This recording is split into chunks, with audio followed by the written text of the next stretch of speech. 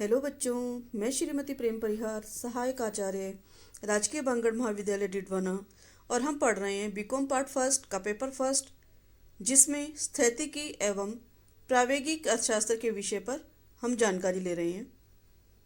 पिछली वीडियो में हमने स्थैतिकी अर्थशास्त्र की परिभाषा के बारे में जाना था कि स्थैतिक अर्थशास्त्र क्या होता है, विशेषताएं जानी थी, साम्य विश्लेषण का आधार, सक्रिय किंतु अपरिवर्तनशील अर्थव्यवस्था एवं एक समय रहित धारणा इसकी प्रमुख विशेषताएं होती हैं, और इसके प्रकार के बारे में जाना था, जिसमें व्यष्टि स्थितिकी, व्यष्टि तुलनात्मक स्थितिकी, समष्टि स्थितिकी और समष्टि तुलनात्मक स्थितिकी, चार अवस्थाओं के चार प्रकारों के बारे में हमने जानकारी ली थी। चित्रों के माध्यम से हमने मांग और पूर्ति के साम्य को देखा था। चारों के अंदर हमने साम्य जान करके, और आज के टॉपिक में हम बात करेंगे कि स्थैतिकी अर्थशास्त्र विश्लेषण का क्षेत्र कौन सा है। यद्यपि स्थिर अथवा स्थैतिकी अर्थशास्त्र की अनेक अव्यावहारिक मान्यताएं हैं, फिर भी इसके अंतर्गत मुक्त व्यापार की समस्याओं, मूल्य सिद्धांत, उत्पत्ति के साधनों की कीमत निर्धारण, व्यक्ति द्वारा साधनों का मितव्ययतापूर्ण उपयोग की समस्या एवं अंतर्राष्ट्रीय व्यापार के सिद्धांतों का विश्लेषण किया जाता है। यानी कि लाभ के सिद्धांत, व्यापार चक्रों के सिद्धांत भी स्थैतिकी विश्लेषण के क्षेत्र माने गए हैं। इस प्रकार इस सिद्धांत के अंतर्गत या इस विश्लेषण के अंतर्गत हम लगान, सापेक्ष उत्पादन लागत, एकाधिकार शोषण का सिद्धांत आदि के बारे में जानकारी लेते हैं। जिन आर्थिक समस्याओं का संबंध दीर्घकालीन प्रवृत्तियों से होता है तथा जिसमें वस्तु स्थिति अपरिवर्तनीय रहती है, उनका अध्ययन हम स्थैतिक अर्थशास्त्र के द्वारा करते हैं। स्थैतिकी अर्थशास्त्र का महत्व एवं उपयोग। आर्थिक विश्लेषण में स्थैतिकी अर्थशास्त्र की विशेष भूमिका है, जिसमें बिंदुवार हम अगर अध्ययन करें तो पहला बिंदु है हमारा व्यापक क्षेत्र। अर्थशास्त्र की बहुत सी विषय सामग्री स्थिर अर्थशास्त्र की परिधि में आती है।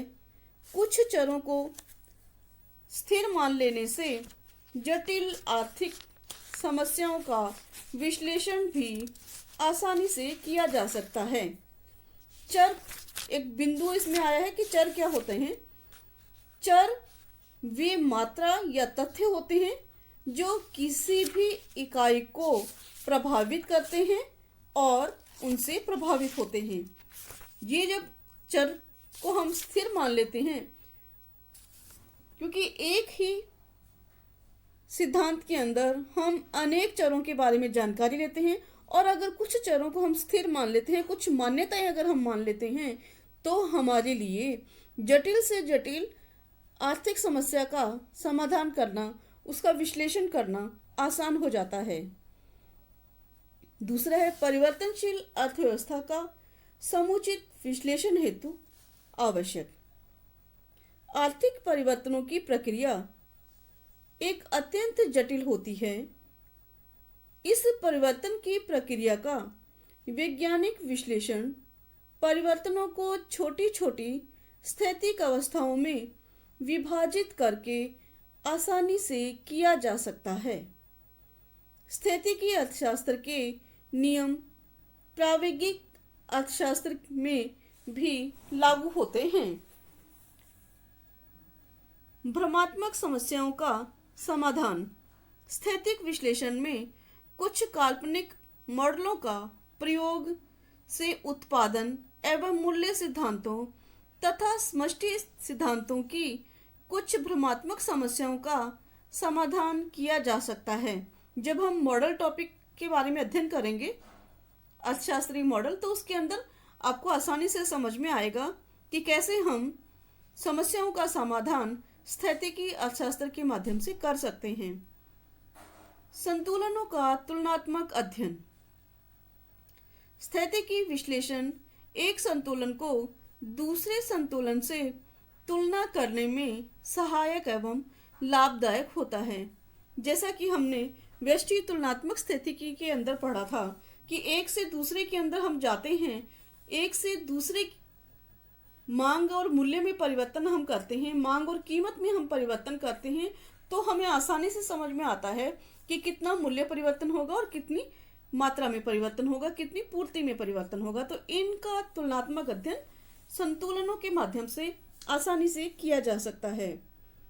जटिल आर्थिक प्रणाली के विश्लेषण में सहायक। आर्थिक प्रणाली के विश्लेषण हेतु यह प्रणाली बहुत ही सहायक होती है। इससे समझना आसान रहता है, सरल रहता है। जहाँ पर आर्थिक समस्याएं पूर्णतया जटिल समझी जाती है, वहाँ यह भी उचित है कि उनका विश्लेषण एकदम ही कर लिया जाए। जटिल समस्याओं की व्याख्या भी प्राय कठिन होती है और इस व्याख्या को कई भागों में विभाजित करके अगर हम उसका विश्लेषण करते हैं तो यह हमें आसानी से समझ में आ जाती है। उच्च गणितीय ज्ञान की आवश्यकता नहीं। प्रावेगिक विश्लेषण में उच्च स्तरीय गणित का ज्ञान होना आवश्यक होता है, जो कि आम जनता के समझ से परे है। परंतु स्थिर अर्थव्यवस्था में उच्च गणितीय ज्ञान की कोई आवश्यकता नहीं होती है और विश्लेषण सरल होता है।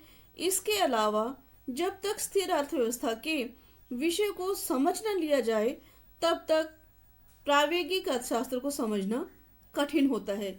यानी जब हम स्थिर अर्थशास्त्र को समझेंगे तो ही हम प्रावेगिक अर्थशास्त्र को समझने में सक्षम हो पाएंगे। पहले इसका अध्ययन होना आवश्यक है।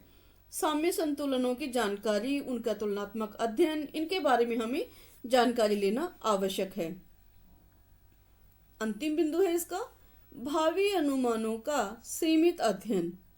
यद्यपि आशाओं एवं संभावनाओं का क्षेत्र जो है हमारा प्रावेगिक अर्थशास्त्र का विषय होता है, परंतु भूतकाल और भविष्य के बारे में अगर हमें कोई जानकारी लेनी है, भूतकाल के आधार पर अगर हम भविष्य की या वर्तमान की कोई जानकारी लेनी है, तो हमें स्थैतिकी अर्थशास्त्र का अध्ययन करना होता है। स्थैतिकी अर्थशास्त्र का सीमाएं एवं दोष। सबसे पहली तो यही बात है कि इसकी जो मान्यताएं हैं अवास्तविक है। स्थिर अर्थशास्त्र अनेक कठोर अवास्तविक मान्यताओं जैसे पूर्ण प्रतियोगिता, साधनों की पूर्ण गतिशीलता, अनिश्चितताओं का अभाव, अर्थशास्त्र का पूर्ण ज्ञान, मनुष्य की रुचि एवं स्वभाव में स्थिरता आदि पर आधारित होने से व्यवहारिक जीवन से बहुत परे होती है। क्योंकि हम सब जानते हैं कि मनुष्य की रुचि और स्वभाव कभी स्थिर नहीं होता है और जो साधनों की गतिशीलता है वो भी कभी पूर्णतया गतिशील नहीं होते हैं। यानी इसकी जो मान्यताएं हैं वह अवास्तविक मान्यताएं हैं। दूसरा बिंदु है काल्पनिक एवं भ्रमात्मक। परिवर्तनशील संसार को यदि हम स्थिर मानकर उसका विश्लेषण करें तो यह एक कल्पना और भ्रम ही कहा जाएगा। आर्थिक व्यवहार को निर्धारित करने वाले तत्व, जिनमें साधन, तकनीक जो दिन प्रतिदिन परिवर्तित होती रहती है, ज्ञान परिवर्तित होता रहता है, मानव की रुचि और स्वभाव भी परिवर्तित होते रहते हैं, यदि हम इन्हें स्थिर मानकर चलते हैं तो हमारे जो निष्कर्ष निकलते हैं वे मात्र कल्पना ही होंगे और इस प्रकार के निष्कर्ष हमें एक नए भ्रम में डाल देंगे। अगला बिंदु है निष्कर्षों में सत्यता का अभाव। आर्थिक समस्याओं के स्थिर विश्लेषण से प्राप्त निष्कर्ष सत्यता एवं वास्तविकता से दूर होते हैं और ये भ्रम पैदा करते हैं। अंतिम बिंदु है आशाओं एवं संभावनाओं का सीमित अध्ययन। स्थैतिक विश्लेषण का प्रयोग उस प्रकार से हमारी आशाओं और संभावनाओं का सीमित अध्ययन ही करता है, जैसे कि हम तुलनात्मक अध्ययन करते हैं, साम्य बिंदु के बारे में बात करते हैं। परंतु यदि जब हम देखते हैं कि बाजार में नित नए परिवर्तन हो रहे हैं, तकनीक में नित नए परिवर्तन हो रहे हैं, ज्ञान की सीमाएं बढ़ रही हैं, ज्ञान विश्व से हम अर्जित कर रहे हैं और अपने ज्ञान को हम परिष्कृत भी कर रहे हैं, ऐसे दशा के अंदर अगर हम यह कहें कि स्थैतिकी हमारे लिए अध्ययन का एक साधन है, तो आशाओं और संभावनाओं का सीमित अध्ययन ही इसके माध्यम से किया जा सकता है। इस प्रकार स्पष्ट है कि वास्तविक संसार की परिवर्तनशीलता के कारण स्थैतिकी विश्लेषण का सीमित महत्व है, लेकिन प्रायोगिक विश्लेषण को समझने के लिए और जटिल अर्थव्यवस्था के कार्य व्यवहार को समझने के लिए हमें स्थिर विश्लेषण को समझना आवश्यक है।